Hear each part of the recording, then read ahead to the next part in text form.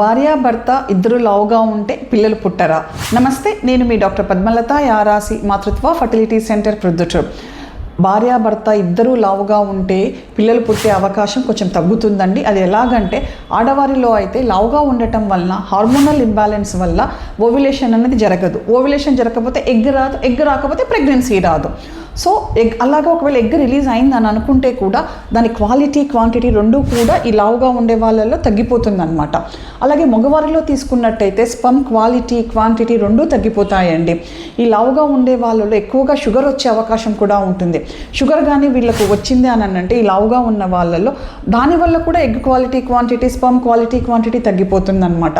కాబట్టి ఎవరైనా దంపతులు లావుగా ఉండి ప్రెగ్నెన్సీ ప్లాన్ చేసుకోవాలని అనుకుంటా ఉంటే మీరు డాక్టర్ని కలిసి మీరు వెయిట్ రిడక్షన్ అయిన తర్వాతనే మీరు ప్రెగ్నెన్సీ ప్లాన్ చేసుకోవడం మంచిదండి. మీరు బరువు కానీ తగ్గితే హార్మోన్స్ అన్నీ కూడా బ్యాలెన్స్ అవుతాయన్నమాట.